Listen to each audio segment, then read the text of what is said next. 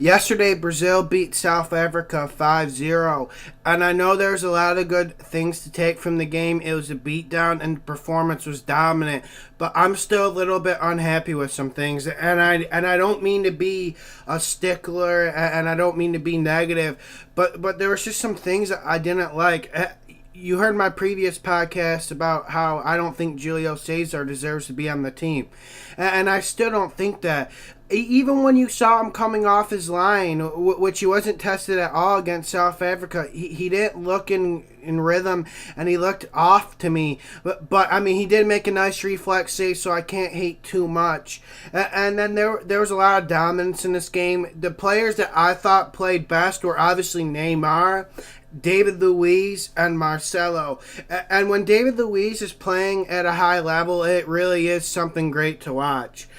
And South Africa didn't test Brazil at all. I was expecting more attacking from South Africa. I was expecting a little bit more energy, and I was expecting them to press. Brazil was bossing that midfield. Every time South Africa had possession, it felt like they would give it away in a dangerous area for a Brazil counterattack. And I don't think it's going to be that easy for Brazil against normal teams that you'll see in the World Cup. South Africa really was poor. I was really surprised not to see Steven Pienaar or Shabalala in there, and it really made a difference. And I think South Africa had very little quality to none. And I guess I have to defend Fred here. I thought Fred had a good game. He had a really good assist, and I thought Fred was active. People are saying he wasn't moving or he wasn't active and he wasn't involved. I disagree. I think he was definitely involved in that match. And Joe came on in relief of Fred, and he didn't really do much. And that was my biggest complaint about Philly Pound's roster, was Joe being included and us not trying out other strikers such as Hernani and Walter.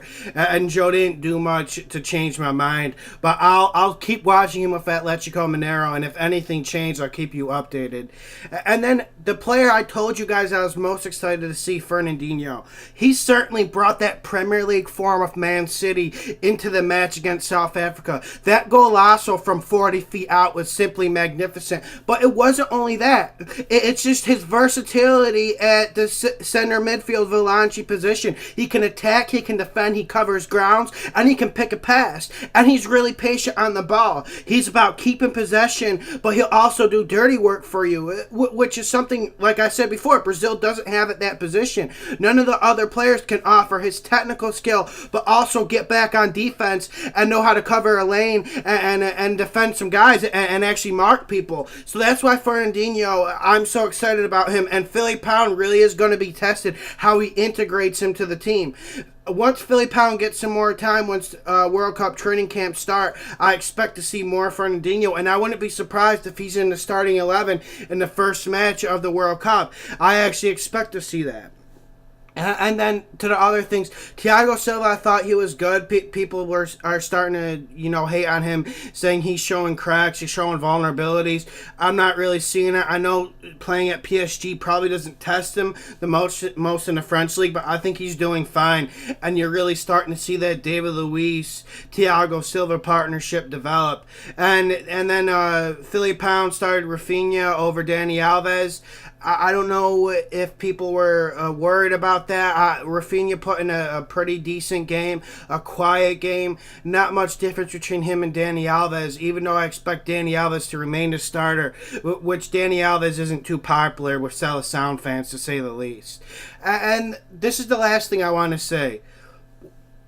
Patience is necessary, but also I think we should get on Philly Pound if we don't like the roster call-ups, because if he's not being open-minded to different players in different leagues, I think that's a serious issue. So let's wait until his 30-man roster, and then I'll make my opinion there. But like I said, I expect Philly Pound to surprise us and dismay us, because I feel like he's only going to call on players he already knows, which isn't cool, because he has plenty of time to work with them once he can make the 30-man roster. So anyways, it's the Brasileiro podcast. Follow me on Twitter at NFL Podcast, at LA Lawson 21, wherever you want to do it.